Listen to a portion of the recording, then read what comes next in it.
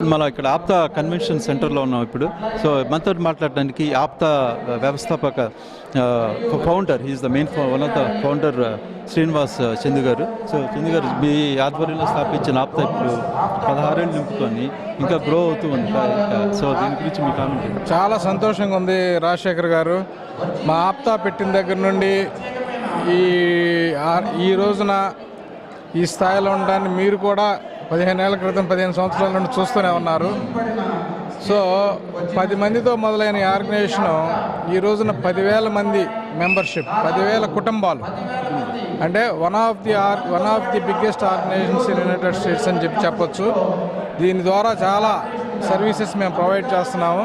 దాంట్లో ముఖ్యమైనది ఏంటంటే స్టూడెంట్స్ ఎడ్యుకేషన్ ప్రోగ్రామ్ ద్వారా స్కాలర్షిప్స్ని 3 crores ఆఫ్ రూపీస్ స్కాలర్షిప్స్ని మేము ఎవ్రీ ఇయర్ మేము ఇండియాలో పూర్ అండ్ నీడీ స్టూడెంట్స్కి మేము ఇవ్వడం జరుగుతుంది. అట్లా మెడికల్ క్యాంప్స్, రకరకాల ప్రోగ్రామ్స్తో సర్వీసెస్తో ఆర్గనైజేషన్ ఈ రోజున దినదినాభివృద్ధి చాలా పెద్ద స్థాయి ఆర్గనైజేషన్. ఫౌండర్గా, ఎందుకంటే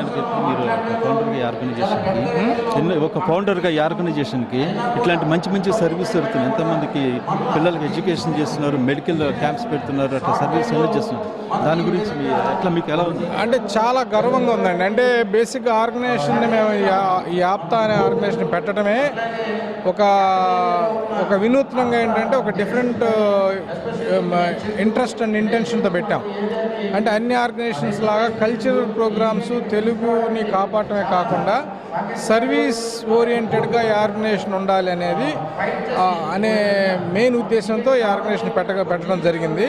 ఇప్పుడు ఈ రోజున మేము మీకు స్టూడెంట్స్కి స్కాలర్షిప్స్ ఇవ్వడమే కాకుండా అనేక రకాలైనటువంటి ప్రోగ్రామ్స్ని మనం ఇది ఆప్తా ద్వారా చేయడం అనేది చాలా గొప్ప విషయంగా భావిస్తున్నాను.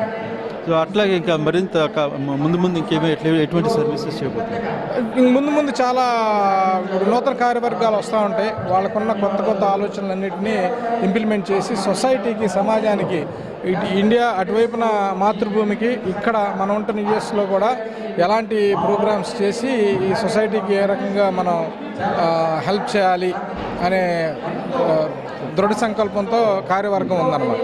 చాలా థ్యాంక్స్ అండి. సో శ్రీనివాస్ చంద్ర గారు చెప్పినట్టుగా ఇప్పుడు ఎంతే బొట్టింతే అన్నట్టుగా ఆప్తా అన్నది 16 ఏళ్ళు ఇప్పుడు దాటేసి ముందరికి వెళ్తుంది. ఇంకా అట్లాగే సర్వీసెస్ కూడా ఎంతో గ్రాండ్గా చేస్తారని చెప్పేసి చెప్తున్నారు. Rajasekhar Basavaraju from Washington DC.